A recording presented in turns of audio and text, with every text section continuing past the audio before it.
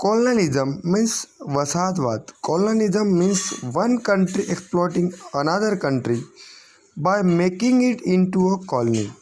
तो जो एक कंट्री है वो अपनी जो कॉलोनी है वो दूसरी कंट्री में बनाती है.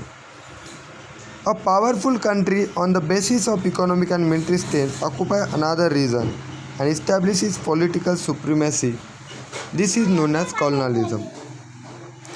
तो जो पावरफुल कंट्री है वो क्या करती है, अपने इकोनॉमिक और मिलिट्री स्ट्रेंथ के सपोर्ट से जो दूसरी कंट्री का जो रीजन है वहाँ पे अपनी कॉलोनी इस्टेब्लिश करती है और अपना पॉलिटिकल जो पावर है वहाँ पे बढ़ाती है. उसको बोलते हैं this is known as colonialism.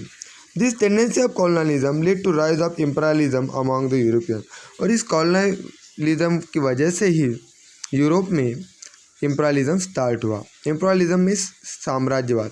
Imperialism means a system in which a powerful country controls other country by establishing its overall domination and establishing many colony.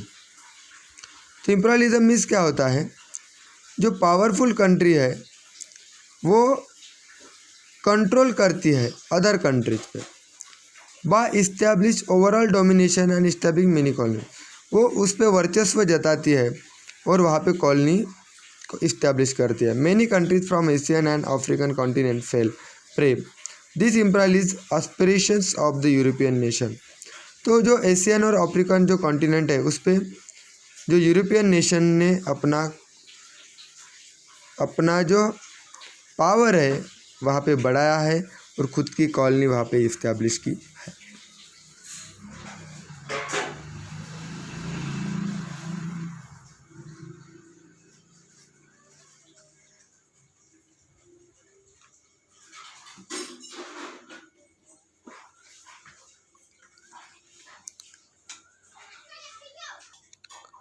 Imperialism में जो विकसित राष्ट्र है वो अपनी जो कॉलोनी है वो अविकसित राष्ट्र पे इस्टेब्लिश करती है और उसको बोलते हैं इम्पीरियलिज्म.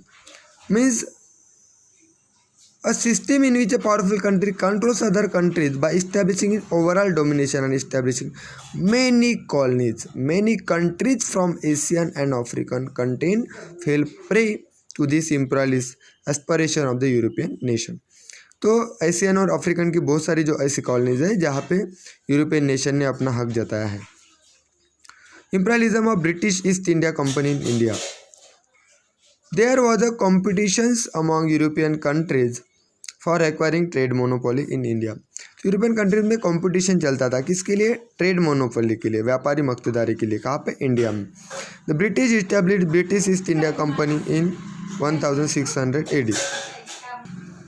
तो British establish British East India company in 1600 में उन्होंने क्या किया, ईस्ट इंडिया कंपनी को इस्टेब्लिश किया फॉर ट्रेड इन इंडिया. किसके लिए, इंडिया में ट्रेड करना. This company took permission from empire Jahangir and establish is factory in Surat. तो इस कंपनी ने परमिशन कहाँ से ली, एम्पायर जो जहांगीर है उससे वो परमिशन ली और वहाँ सूरत में उन्होंने फैक्ट्री इस्टेब्लिश की. The trade between India and England was carried out through this company.